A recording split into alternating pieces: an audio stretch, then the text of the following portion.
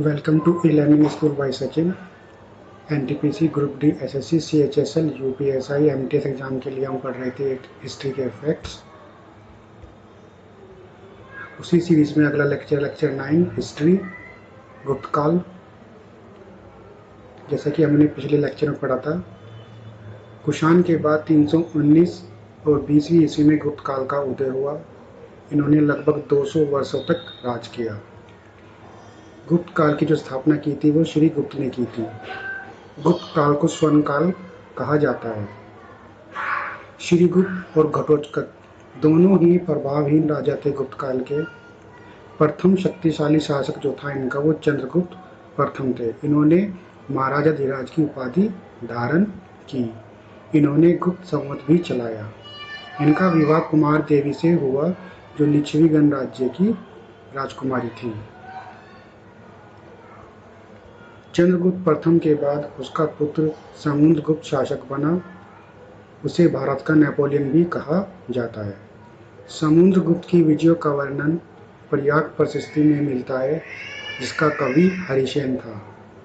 चंद्रगुप्त द्वितीय, समुद्रगुप्त के बाद उसका पुत्र चंद्रगुप्त द्वितीय आया, जिसने 400 वर्षों तक गुजरात व मालवा में शासन कर रहे शकों को हराया तथा शकों पर विजय के रूप में चांदी के सिक्के चलाए और विक्रमादित्य की उपाधि धारण की।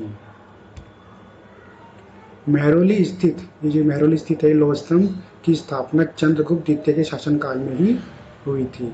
इसके बाद कुमारगुप्त आए, जिन्होंने हुनों का आक्रमण रोका, जो मध्य एशिया की जाति के लोग थे। उसके बाद स्कंदगुप्त आए। स्कंदगुप्त ने सुदर्शन झील का जीर्णोद्धार कराया। गुप्त काल के जो अंतिम शासक थे उनका नाम था बुधगुप्त।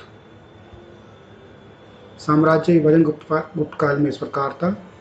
जो भुक्ति, विषय और विधि, भुक्ति प्रांत को बोलते थे, विषय जिला को और विधि ग्रामों का समूह होता था।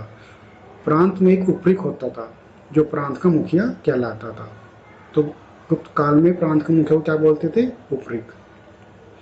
गुप्त काल का जो धर्म था उसमें परम भागवत की उपाधि और वैष्णव धर्म अनुयायी के लोग थे।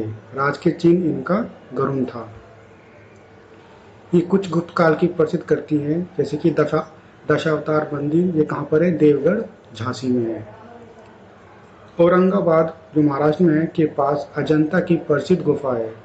ये भी गुप्त काल में बनाई गई थी, जिसमें बुद्ध से संबंधित घटनाओं का चित्रण है, जिन्हें भित्ति चित्र कहते हैं। ये रही अजंता की गुफाएं। चंद्रगुप्त द्वितीय के शासनकाल में कुछ उनके नवरत्न भी थे। उनमें से कुछ, एक तो है कालिदास, जिनकी अभिज्ञान शकुंतलम, रघुवंशम, कुमार संभव नामक पुस्तक काफ़ी प्रसिद्ध हैं। एक शूद्रक हुए, जिनका मर्च कटिकम है। विज्ञान में आर्यभट्ट हुए थे, जिन्होंने बताया कि पृथ्वी गोल है तथा सूर्य के चक्कर लगाती है। दूसरे जो थे वो थे वराहमिहिर। इन्होंने बताया गुरुत्वाकर्षण का नियम सबसे पहले इन्होंने ही दिया था। फायान एक चीनी यात्री थे। ये भी गुप्त काल में चंद्रगुप्त द्वितीय के समय में ही भारत आए थे। होमवर्क है आज का, दशावतार मंदिर कहाँ पर स्थित है? भारत का नेपोलियन किसे कहा जाता है? Post your answer in comment section. To be continued. Thanks for watching. Please like and subscribe this channel and support to us.